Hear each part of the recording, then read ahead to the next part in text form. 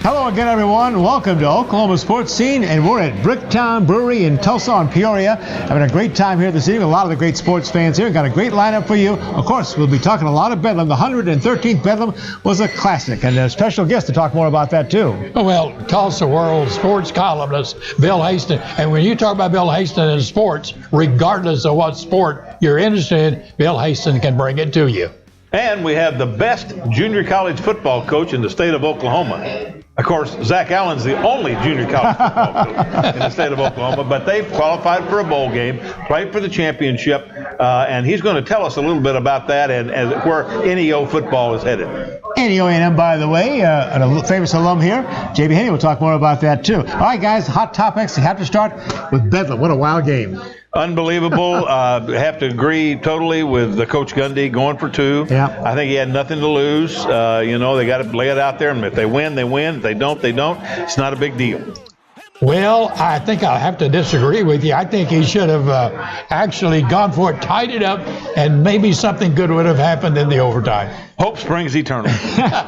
Well, you're right. A lot of frustration on both sides, all kinds of offense. 702 yards of offense for Oklahoma. Oklahoma's had 640 yards. It was video game football. And capturing some of the color and excitement of the 113th Bedlam, our man Trevor McDaniel. He had braved the sidelines to capture some of the excitement for you. Take a look and a listen.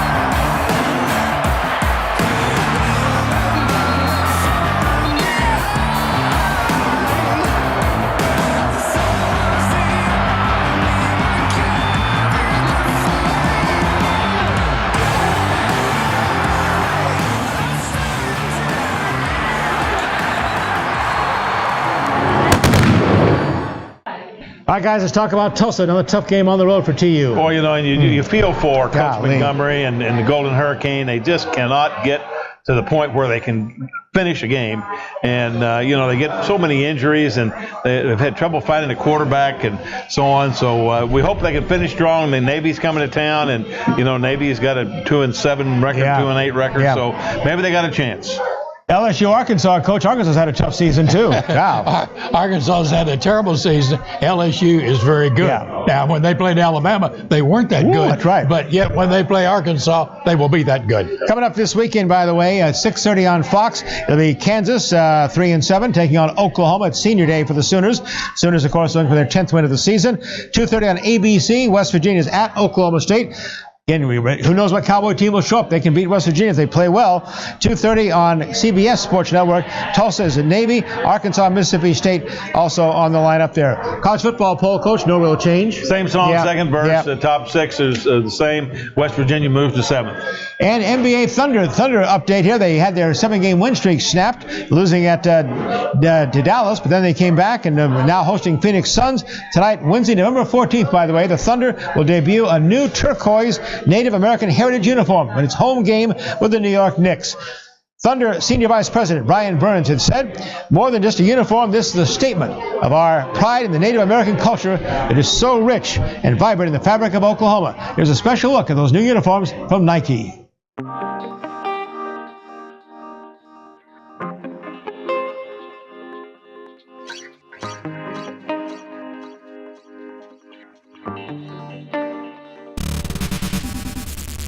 Being Native American myself, my fellow designer had tapped me to see if I was interested in working on a hyperlocal uniform for the Oklahoma City Thunder. The thought was to create some type of Native American background, bringing that into it to tell the story of the Native heritage in and around Oklahoma City. When you start researching things and putting pen to paper and creating icons or any type of shapes or design elements, going to make sure that we are respectful and not appropriating any specific Native culture or tribe to make it encompass everything.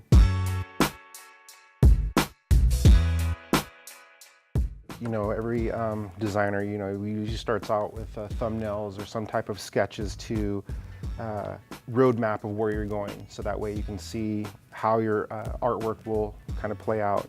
And then how can we play into regalia. And then from that, we get into the visual center that I, as a creative, would pitch back to our product line managers, art directors to show, hey, this is the direction I want to go with this uniform. Researching this, I learned that this would be the 11th season that the Thunder would be in Oklahoma City.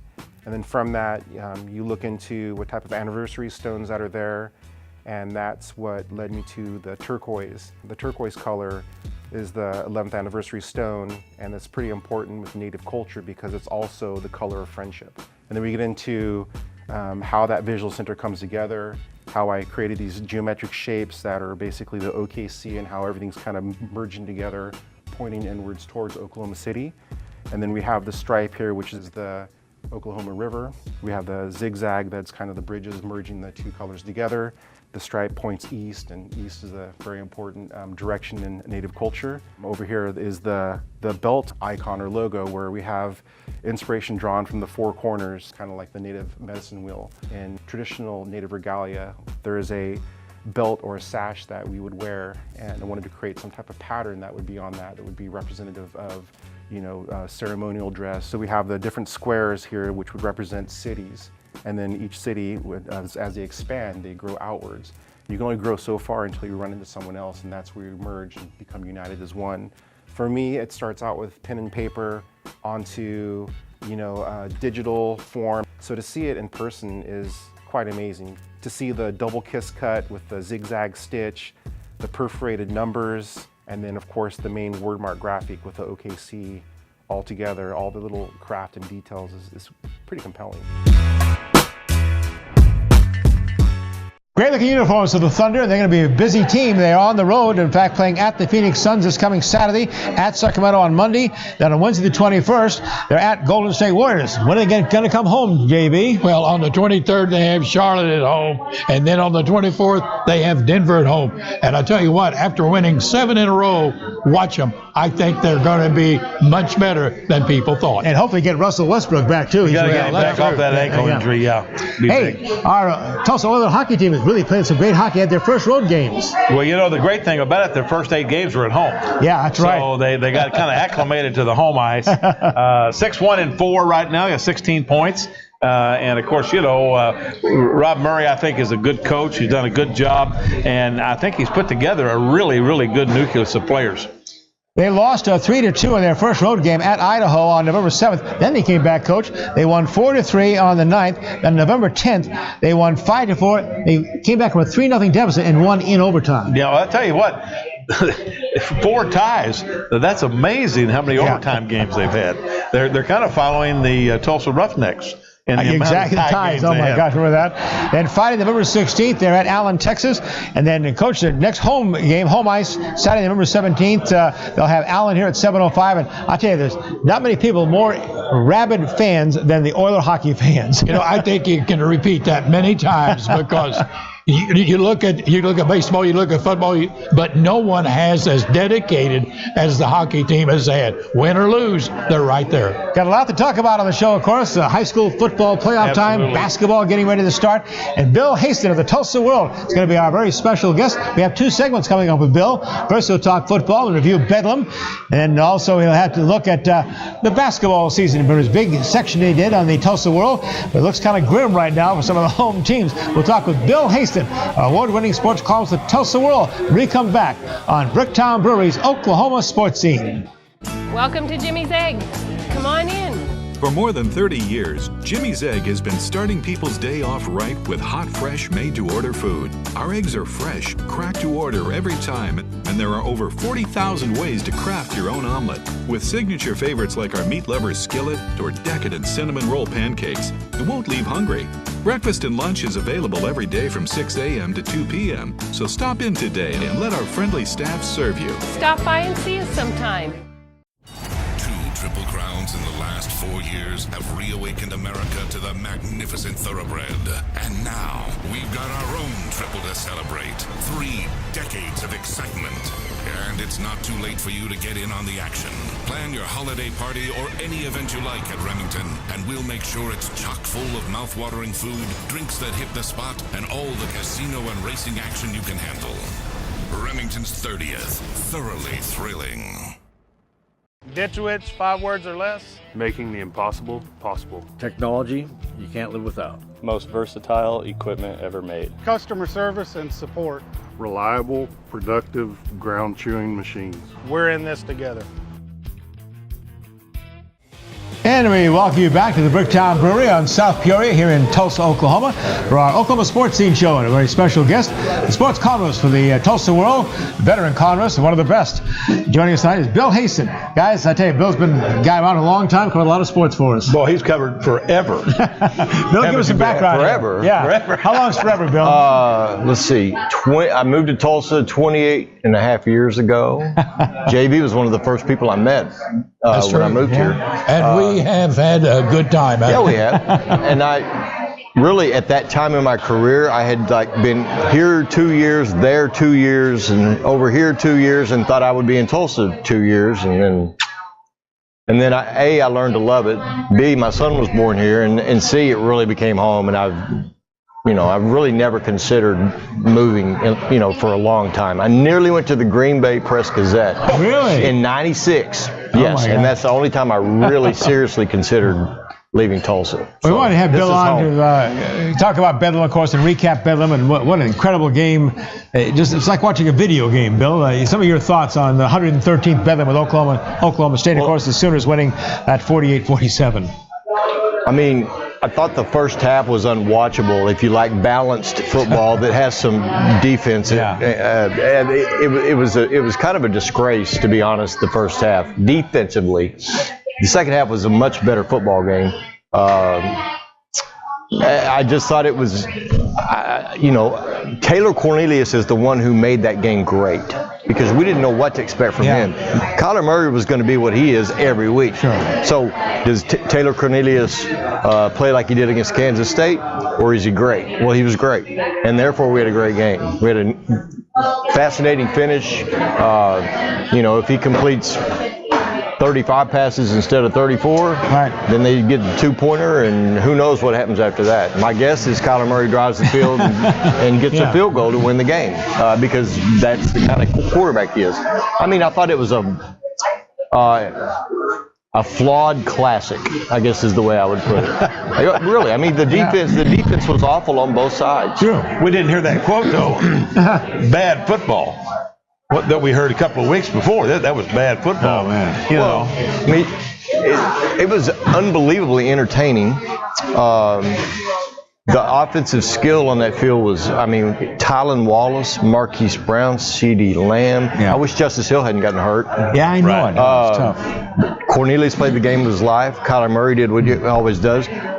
Kennedy Brooks, 165 yards. Trey Sermon, another 100-yard game. I mean, both offensive lines were really good. Yeah. But if you flip it, and if you're more of a traditionalist and you want to see more of a balanced football game, then you could justifiably say that it was a disgrace on the defensive side. Coach, did you guys agree with Mike Gundy going for 2 there at the end? What do you say?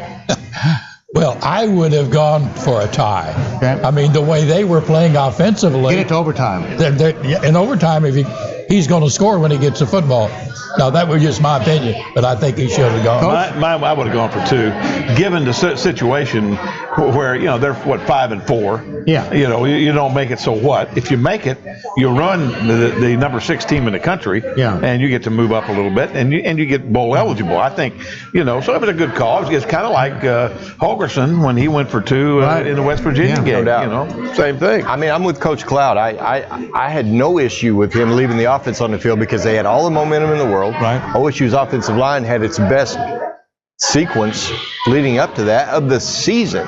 I mean, they finally were dominating and playing with swagger and confidence. Now, I didn't like the play call because that's a hard throw. Yeah. You're rolling to your right. Your target is a moving target. Right. You're throwing right here, Coach, to his hands, not to a squared up target, but to his hands. That's a hard throw. I know he got a lot of criticism for misfiring on the throw, but the throw he made on 4th down for the touchdown was a hell of a throw. So that's kind of what you get with Cornelius is, he's not on Murray's level of arm talent.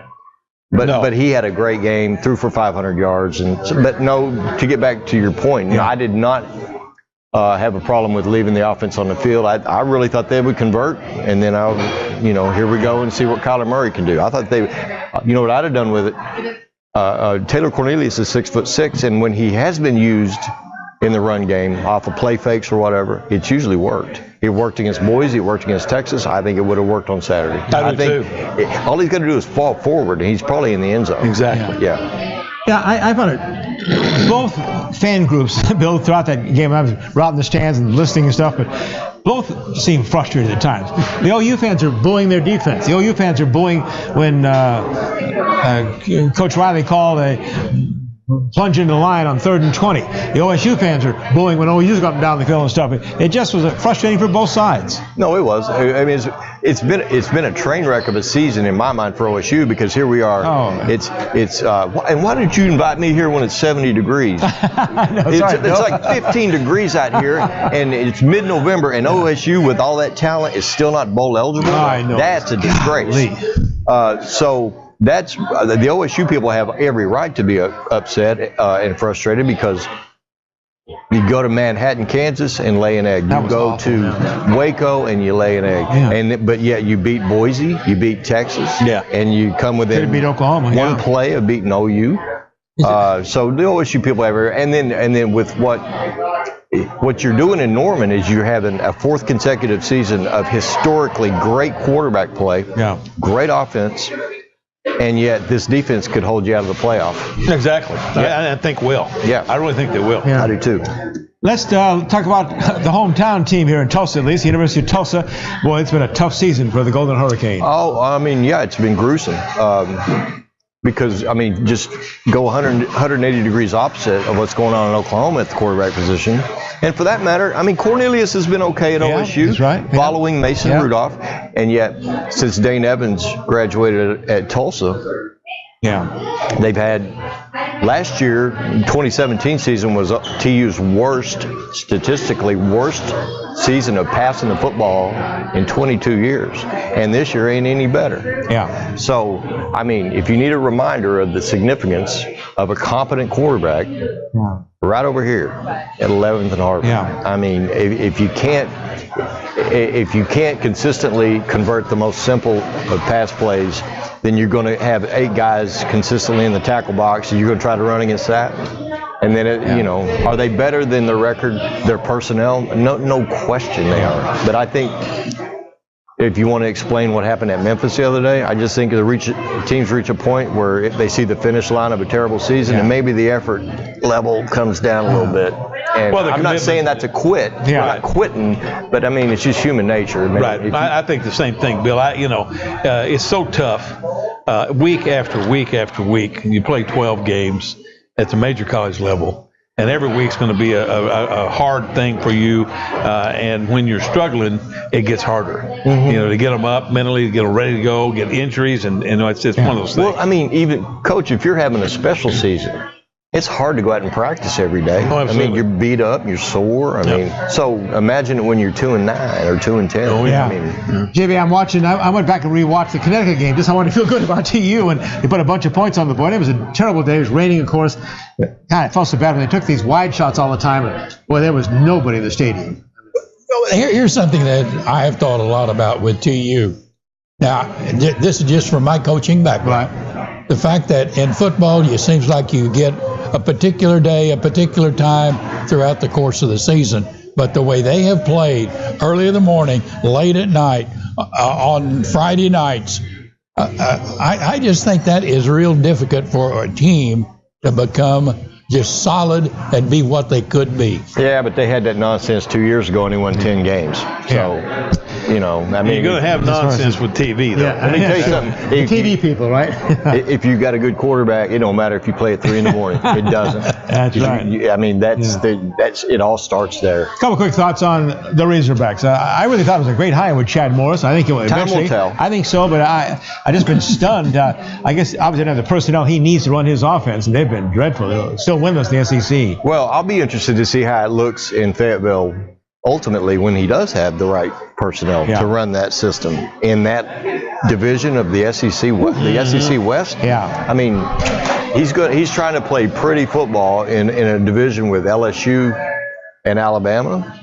I mean, maybe it works if you get Oklahoma type of personnel to run it. Yeah. Okay, it might work. I don't think it'll ever work at a 10 or 11 win level, but it'll certainly look better than it looks right now. When we come back with Bill Haisten on our Oklahoma Sports Scene, the Bricktown Brewery show here, we're going to talk college basketball. He was the guy who pretty much put together their preview basketball section, and doesn't sound real promising for local teams. So we'll have more on that when we come back. Oklahoma Sports Scene wants to welcome our newest title sponsor, SNB Burger Joints, the home of fresh-made gourmet burgers and sliders, great sides, hand-dipped milkshakes, root beer and soda floats, and delicious homemade pies. All served with a fun and friendly staff, and we feature a full-service bar with over 65 beers and our unique Bloody Marys. SNB Burger Joint in the Oklahoma City area and coming soon to Tulsa. Welcome to Jimmy's Egg. Come on in. For more than 30 years, Jimmy's Egg has been starting people's day off right with hot, fresh, made-to-order food. Our eggs are fresh, cracked to order every time, and there are over 40,000 ways to craft your own omelet. With signature favorites like our meat lover's skillet or decadent cinnamon roll pancakes, you won't leave hungry. Breakfast and lunch is available every day from 6 a.m. to 2 p.m., so stop in today and let our friendly staff serve you. Stop by and see us sometime. Every minute, every day, and every night, there's someone who needs us. Every week and every year, we bring something new to the way we care for individuals and our communities. Every thought and every action is spent improving the way we imagine health and wellness. Because every child, every woman, and every man deserves the best possible life. St. Francis Health System. Healthcare for life.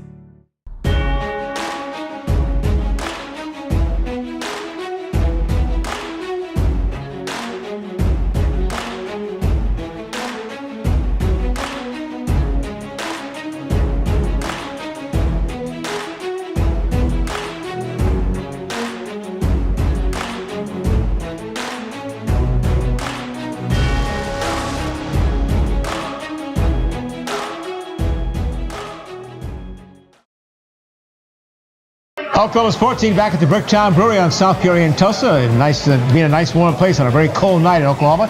Speaking of cold, it's basketball time. This is the November 4th segment, the very special section that Bill Haisten had a lot to do with. This is kind of previewing our area college basketball teams as we get ready for college basketball underway. Bill, I got to start with a quote. This is Bill's opening line here.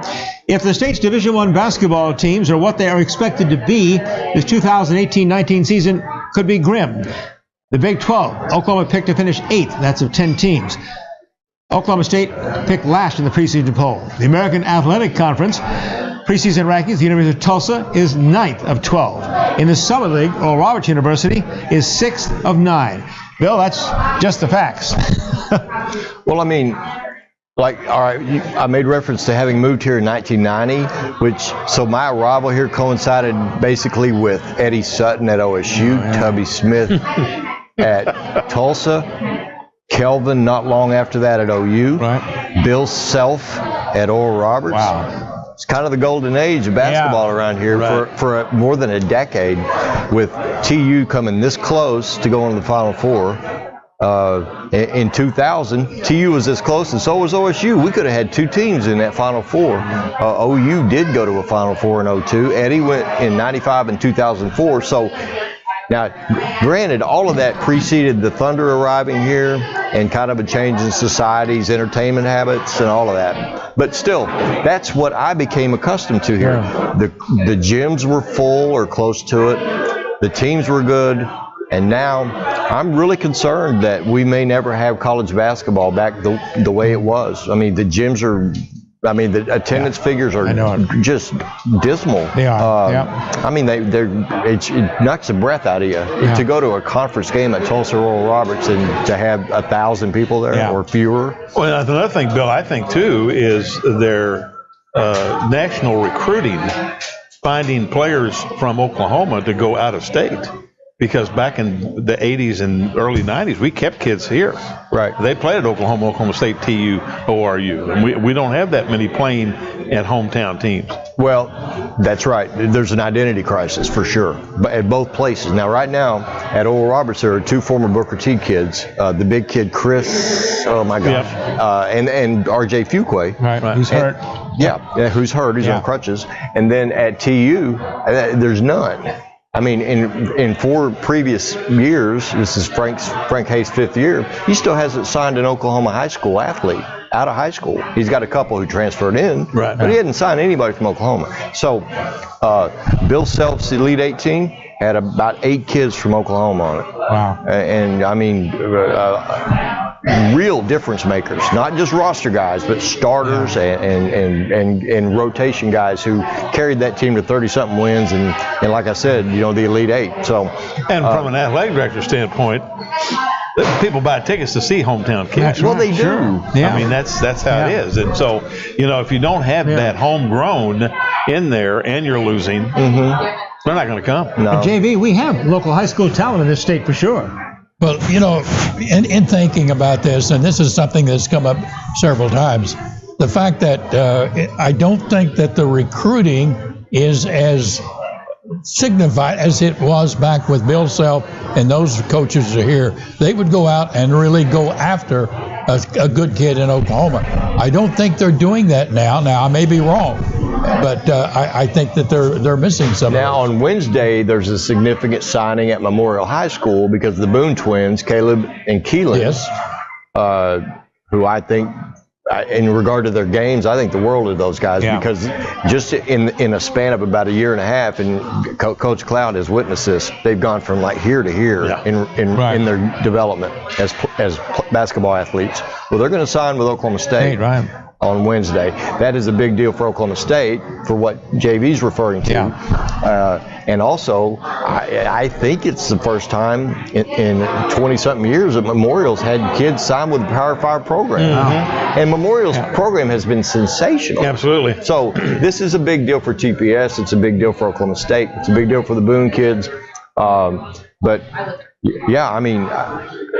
I mean, you read off those preseason predictions on the Sooners. Only 2 years after being in the Final Four, are picked to finish 8th. The Cowboys they beat Kansas twice last year, and they're picked to finish last.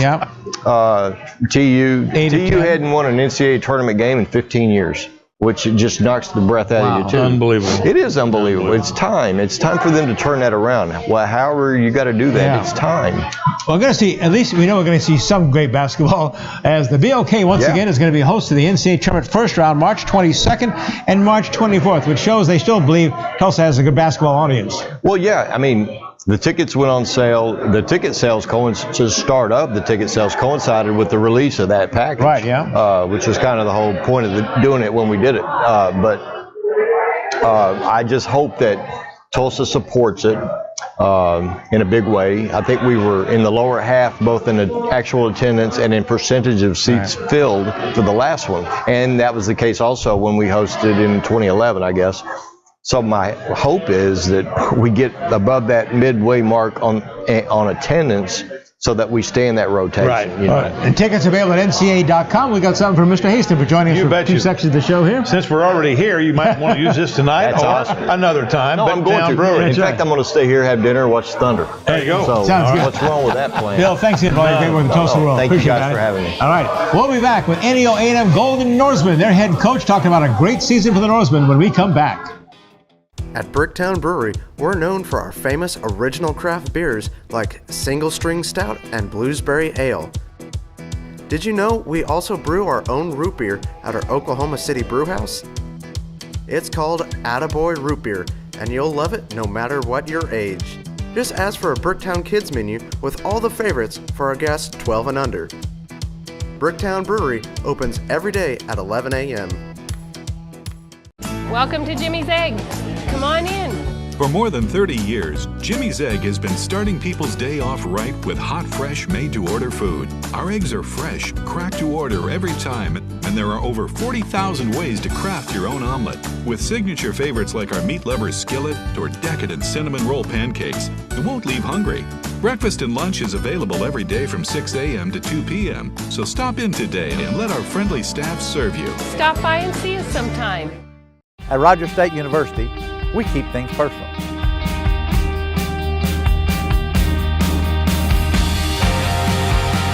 It all starts here. We make sure our graduates get the most out of their education. RSU has campuses in Claremore, Bartlesville, and Pryor, with on-campus housing and a wide variety of programs to suit your needs. It all starts here. Rogers State University. Welcome back to Oklahoma Sports Scene. We're here at Bricktown Brewery tonight on a cold Monday night, but we've got a hot guest. Zach Allen, the head football coach at NEO A&M, who just finished a very successful season.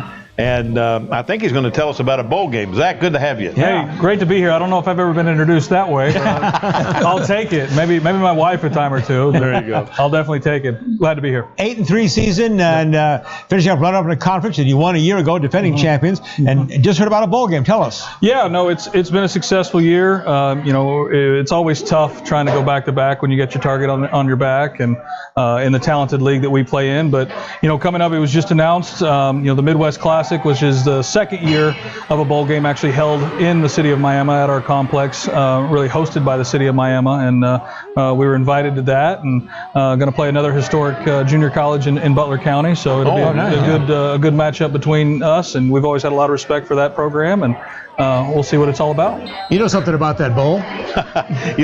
We hosted the Coca-Cola Mid-America Bowl presented by American Airlines. That's the key. You got all those sponsors back in the 80s, and it was the national championship for the 5 years that we were there. And we felt like it was really something really good. NEO came 4 out of the 5 years that we had it. But to talk about junior college football in our city, we thought was great for our high school kids. No doubt. And any time that we can spread the word of NEO, and I know we're tucked up in that corner, but anytime we can get down this direction, and I know in the past that's been a very successful formula for NEO football, and to hear some of those old stories, everyone's got one, and we're always willing to listen. I think what amazes me is in this state where football is one of the most important things that we do, to only have one junior college continue to play football over the years, and yet Kansas, where basketball really is kind of king, to have 10 or 11 that play in the Jayhawk JUCO Conference is amazing to me. And the other thing about that, I think it doesn't give our local high school kids a great opportunity to go a lot of places if they're not a Division I, Division II player. And that's really what we're made out of. And what I try to explain to most people across the state, because junior college sometimes gets a bad perception of exactly what the dynamic and the makeup of each team is. But we're pretty different in the fact that since we're the only junior college in the state of Oklahoma and 85% of our team is made up of Oklahomans, we're not the typical need junior college because of academics, or have to go to junior college because of maybe a situation that came up in the past that prevented them from going on to higher levels. We've got guys that are trying to prove themselves that they can play at those levels. And so we get a broad range of different backgrounds and as well as a broad range of abilities. And like I said, when it's 90% from the state of Oklahoma, we take a lot of pride in that. Zach, I know you're familiar with the fact that we have a very famous NEO A&M alum right down at the end. Absolutely. JV Haney. What class, JV? The class of 1953. You made him say it. That's right. But I'll tell you, football was just as important then as it is now. And I was just wondering this, you were talking. Yep. Approximately how many of the kids do you have from metropolitan Tulsa? Well, when you look at our roster, we're only allowed 15 out-of-state players, and so sometimes we'll be with 13 or 15. So you 85 from Oklahoma. I'd say a good 25 to 30. Wow. So 30, a third of our program is from the metropolitan Tulsa area, and always is a huge recruiting area for us. When is NEO going to be on Last Chance U? Oh, no. I don't know. I don't know how entertaining we'd be. That's Independence in East Mississippi, they've been successful in the past, but maybe run their program a little bit differently than we do. Well, Independence is 2-8 this year, so it'd be a lot cleaner on that show than. I don't know how many of the general population viewers would find me entertaining. There we go.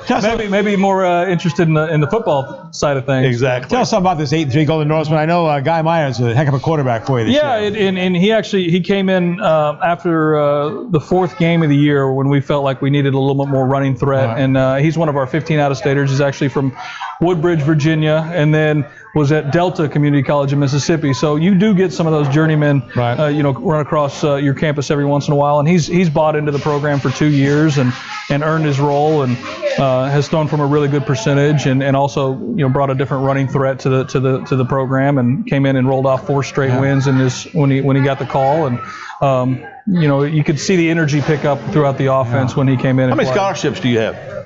We're allowed to scholarship 85 just like the Division I schools, but we don't have 85 to give, if that makes sense. We can have 85 players on, but we've got to break up in partials at times and sometimes get creative. One of the great things that I think has happened to NEO A&M has been the strength of their president. You have a great president now, and I guarantee you that whatever you want to do, if it's going to improve the college from an athletic standpoint, he's right there giving you 100%. Yeah, we owe everything to Dr. Jeffrey Hale, and we've in the 10 years that I've been at NEO, he's spent $60 million in improving all aspects of our facilities, from student union to classroom building, and then our stadium that's only a couple years old. It's on if you haven't been up to Miami in a while, it's pretty unrecognizable when you see the facilities that we're putting down. And I think our kids really start to appreciate it when we go on the road, and not to say anything about anybody else, but when we go on the road and maybe play in some facilities that aren't quite like ours, and where ours are comparable with the high level of a Division II or even some of the FCS schools, and guys want to play in a good environment. It's always great to have a president who's a former athletic director. That's nice. There you go. That's key, isn't it? Talk about some of the traditions at A&M. You said great national championship traditions. Some of the named players have gone to Division I, on to the NFL. Yeah, 7 national championships. Obviously, we haven't had one since 1991, so I don't ever get that question. But we obviously want to get back to that level. But we've had 56 guys sign Division I just since 2015. Wow. In the 20s over the last couple of years. Jay Sternberger, who's tearing it up at Texas A&M. Darwin Thompson from Jinx, that's really got a chance to be the Mountain West, if not newcomer of the year, maybe offensive player of the year at Utah State. So, we span quite a bit. We've got some, we have 3 on the Oklahoma State roster, a couple on the University of Tulsa roster, and a couple in Kansas State as well. And most of them are guys that didn't need junior college academically that were just looking to come and prove themselves and maybe put them in a bigger platform and maybe open up a few more doors than maybe Oklahoma high school football can sometimes provide, which, you know, is a shame because we have such good high school football here, but a lot of times it gets overlooked, and that's where we come in. You know, another thing about NOA&M that I think we really need to bring out is not only are they great in football, but you look at the baseball program, absolutely. You look at the basketball program, you look at all of their sports, and they have become nationally recognized in those. I think that's just a wonderful comment for them. It's important to the president. It's important to the administration. It's important to the community to be competitive in everything. And it doesn't matter what time of year, NEO's winning in something, and that's a good culture and a good environment to be around, and kids in every sport see that, and they want to be a part of it. And Zach, I got to pop a word in for your dad. Robert Allen, one of my favorites, of course. He has been the voice of Oklahoma State Cowboys on the sidelines there, and does a great job with the Cowboys. I was awful proud of you. Oh, well. And you're, of course, alum OSU. Yeah. No, we don't talk much Oklahoma State when he calls. He always wants to know what's going on with NEO. And, you know, sometimes I ask him what's going on with OSU. Maybe not in the last couple weeks, but it's been fun to see him see it from the other side. You know, growing up and seeing him behind the camera, it's to go into this side of it has been fun. We're going to bring in Emily Raines, the assistant general manager at the Bricktown Brewery. She has a bunch of twisted comfort foods to talk about with us, and then Zach gets to choose. Emily, welcome. Thanks for having us tonight. Hi. Tell us about some. I know you're getting ready to tap the new Harvest Ale on November 15th here, but some of the special twisted foods. Let's bring them on, talk about them for us. Here we go. So the first one that we have is our shortbread braised burger. Put it right there in front of Zach. There goes Zach. I can already tell you that's Tell us about that now. Very good. We take our Black Angus patty, we make the short ribs in-house, and we shred them. Whenever we shred them, we top it with caramelized onions, and it gets lettuce, tomato, and we do the brioche bun. All right, what else do we have here for us tonight? The next item that we have is our Rocky's Turkey Reuben sandwich. Who wants turkey Reuben? My goodness. So the name comes from our owner, Mike. His wife's nickname was Rocky growing up, so our owner named the sandwich after her. And that one is house-sliced turkey, a little bit different than a traditional Reuben. Wow, that's great. A remoulade sauce. The cabbage is a pickled cabbage that's on there. And they do it on a marbled rye bread with Swiss cheese. All right, and you have? This one is our salmon dinner. Who likes salmon?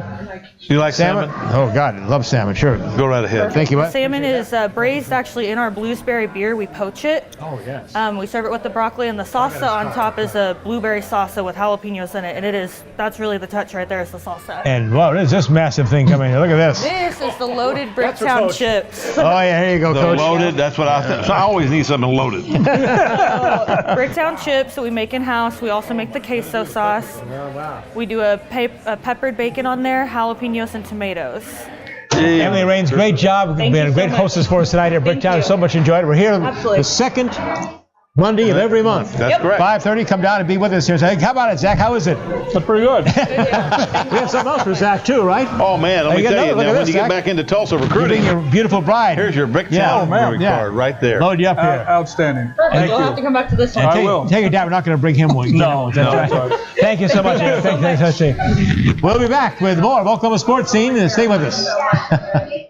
Oklahoma Sports Scene wants to welcome our newest title sponsor, SNB Burger Joints, the home of fresh-made gourmet burgers and sliders, great sides, hand-dipped milkshakes, root beer and soda floats, and delicious homemade pies. All served with a fun and friendly staff, and we feature a full-service bar with over 65 beers and our unique Bloody Marys. SNB Burger Joint in the Oklahoma City area and coming soon to Tulsa. Mark it on your calendar, November 15th, right here at the Bricktown Brewery, or all their Bricktown breweries. They will be, in fact, tapping for you their new Harvest Ale. I got this right down here. Like this, guys. Fall Autumn Ale incorporates many flavors, including pumpkin, allspice, cinnamon, and clove. It's also pretty high by volume alcohol, too. So cheers. Enjoy their celebration here. Again, they'll tap that new Harvest Ale on November 15th. Bricktown breweries all over the nation here. And all of our servicemen, thank you for your service. Absolutely. Thank you for this Veterans Day weekend, certainly, and week, we should say. All right, guys, time to talk high school football. It's playoff time in Oklahoma for the state playoffs for the 6A1. We're down to the state semifinals. They're both going to be Saturday at TU's Chapman Stadium. And what everybody plays for is to get down to the playoffs.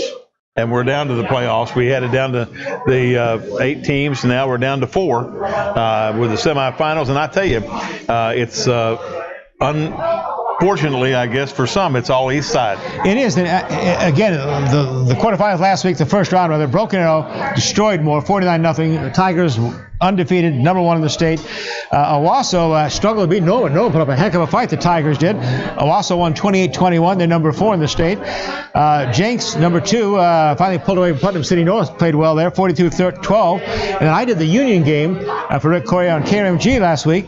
They played Edmond Santa Fe. And Edmond Santa Fe, the Wolves were really, they got the big hope from the west side. They started 6-0 coach and kind of stumbled down the stretch, and Union beat them 31-6. They were 6-0, and everybody thought that was going to be the great hope from the west. Yeah. But evidently they faltered. They had a couple of injuries, and so now it's an all-East in 6A1. It's an all-East semifinal. Any surprise to you, Coach? Well, no. Broken Arrow came away at the very beginning. Yeah. Very, very Right, good. yeah. But I tell you what happens so often. When you get down to the Final 4 and then the Final 2 and you're undefeated, sometimes. I know. So that's what's going to make the 6A1. It's going to be exciting to watch. Saturday, November 16th at TU's Chapman Stadium, 1 o'clock kickoff. Number 2 Jenks, number 3 Union. Don't have to say much more about when Jenks and Union get together. And of course, Jenks beat Union early in the season, but that kind of tends to get reversed later on in the playoffs. It always does. In all the years that I spent there, that every year was a big game. Finally, after about 10 years, we were able to play Broken Arrow, and that became a big game because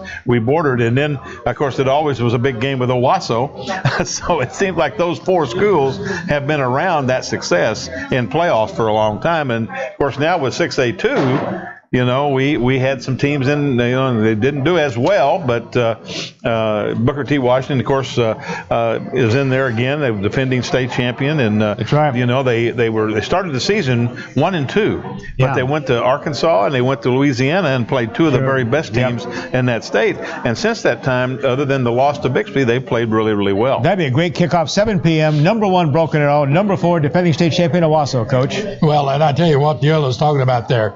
To me, it's going to come back to a Bixby, Booker T. Washington finals. And when that happens, where could you see any better football than on a Friday and a Saturday of next week? Well, I tell you, with all those games here in Tulsa, I mean that's just incredible. The Bixby Midwest City game will be at Jenks at 7 p.m. on Friday, and then the Stillwater BTW game is at 7 p.m. at Owasso Stadium. And so, if you want to see some quality football, you got a great chance to see it.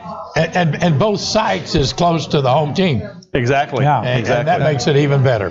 Talk about our TPS high schools. We seem to be so dominant in basketball, and we're just still putting these in football. I know Booker T obviously is always a standout, but trying to get more of these TPS schools going in football. And numbers are an issue, I think, with us a little bit, and of course you got to have good numbers. And enrollment's down a little bit in some of our high schools, but I feel really encouraged about where we are at TPS. Edison was in the playoffs, hosted a playoff game for the first time since 1992, and he returns. He's just a junior. Wow. Memorial was a game away from being in. East Central came down to the last game of the season to get in. And, we've got some coaches, I think, in place that really care about the success of their kids, both on and off the field. And I think that pays dividends in the long run. So I feel pretty good about where we are going into next year and spring practice this spring and everything. Well, our Hall of Fame high school basketball coach of Oklahoma, of course, J.B. Haney. Coach, some of your outlook on our high school basketball in the statewide for coming up for the season. Well, I tell you, I've told this several times in the last 10 days that I had the opportunity to go to Memorial and watch a scrimmage. Memorial High School has the best basketball team in my experience, have ever seen at one team that they have. So, and when you look around, that we have talked to them on Coach Gil Cloud's show, Central is going to be very good. Also, McLean is going to be, even though they're young, they're going to be tough. And you look all the way around, Webster going to be better. It's going to be great basketball. And, of course, we kick off high school basketball season around the state on Thursday night. That's the first time they can play, the 17th. And I tell you what, it's going to be, I think, one of those things where we will see some great teams across the state. And, you know, the Tournament of Champions, my goodness. Late December, when's the dates again? December 27, 28, and 29 at the Mabee Center. And somebody told me, who was it? Shea Seals, University of Tulsa, asked me, he said, now, do you have Kingfisher in that tournament? And I said, yes, we do. He said, they may have the best player in the state from Kingfisher, which is the 2A school. Wow. So, you know, with Memorial and the Boone twins, and they have 2 other kids at Memorial that are going to be Division I. Booker T has about 3 or 4 that are Division I players.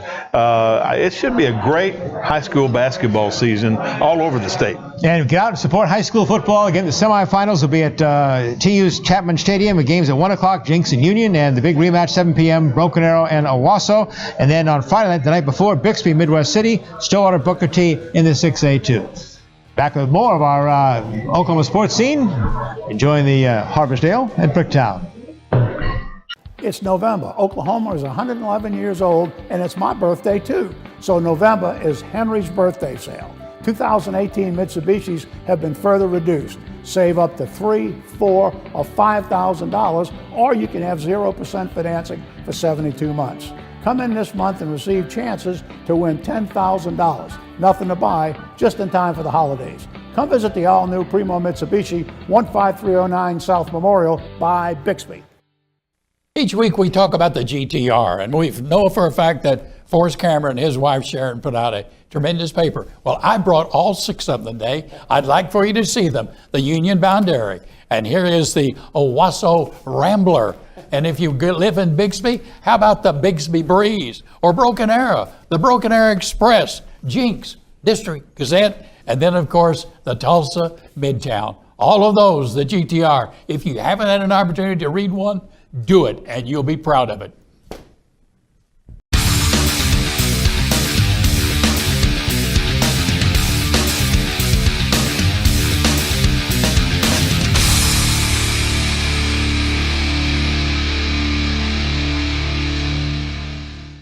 And welcome back to Bricktown Brewery here in Tulsa on South Peoria. Having a great time with all the sports fans out here. I want to also look ahead to Remington Park and another big race report from our friend Dale Day. There's some big money playoffs this season at Remington Park.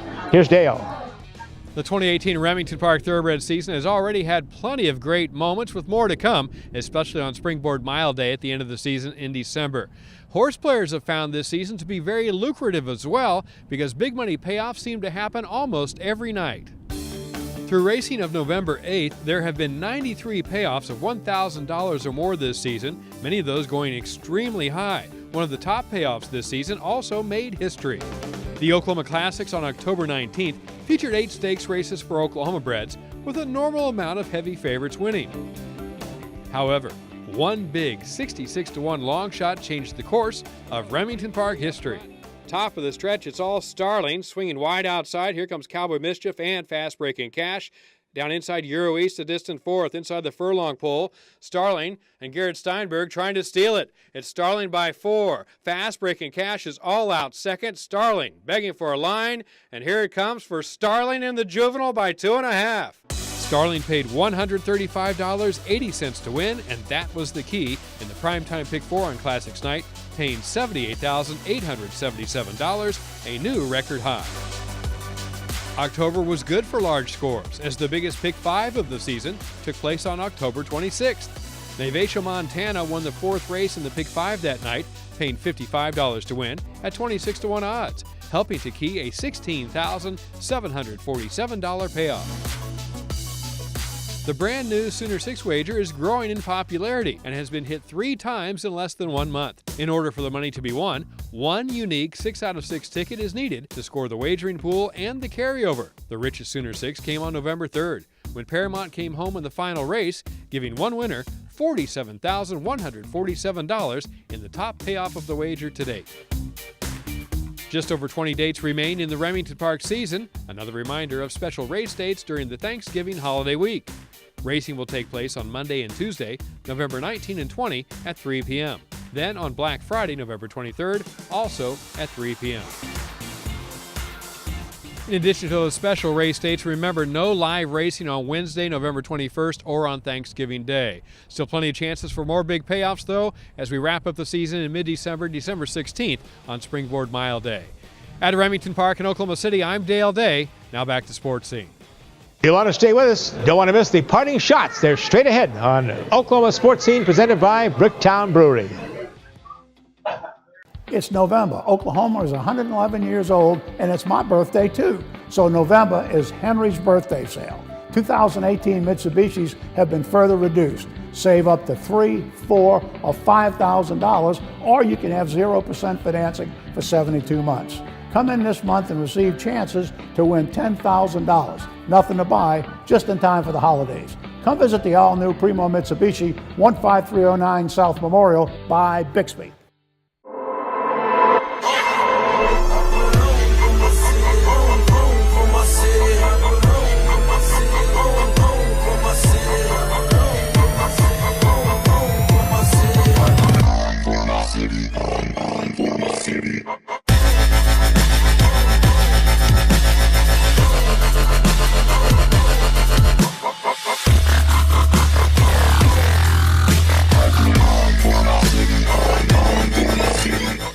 It's that time, parting shots. Coach Gil Cloud leads us off.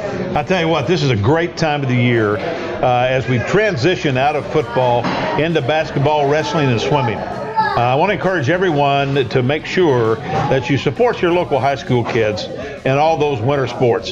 You know, they've worked all through the first 3 months of the school year to get ready for the winter season.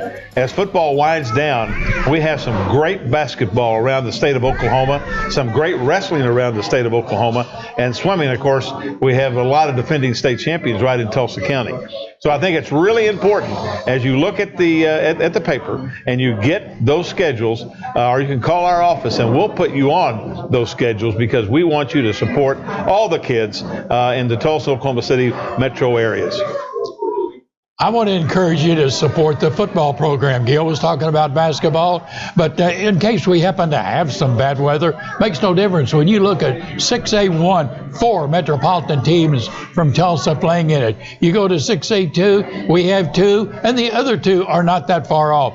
So when you look at 6A, there's some great games coming.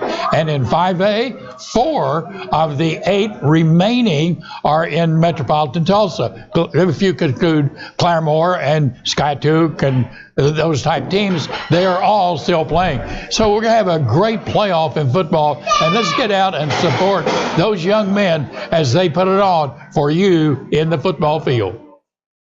What a game. Bedlam. I can't get rid of it right now. Bedlam contest. It was all of that and more, and also what frustration.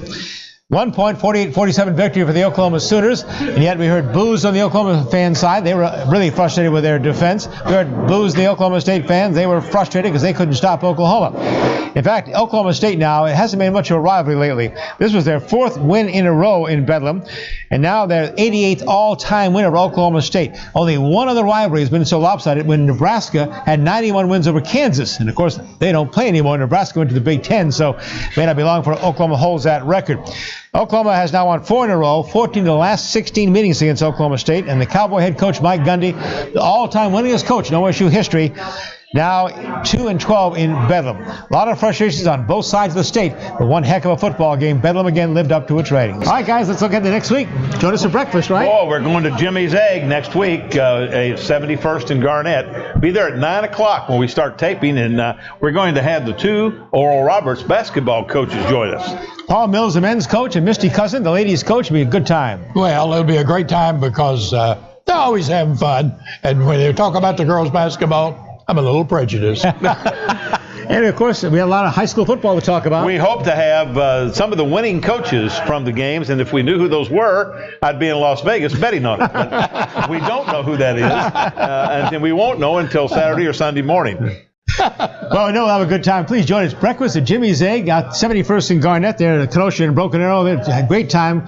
Breakfast and lunch, can't go wrong with Jimmy's Egg. Well, I'm going to get there early and have a big breakfast. Well, they're open from 6 to 2. I know. And you can get any time from 6 to 2. You can get hamburgers at 2 o'clock or at 6 o'clock, and you can get eggs at 2 o'clock or 6 o'clock. There you go. It's a great time. I'd like to show our Bricktown Brewery new Harvest Ale they're going to tap on Thursday, but our crew has drank it all. So we'll just say goodbye from Bricktown Brewery at Oklahoma Sports Scene. Thanks for being with us. See you next time. See ya.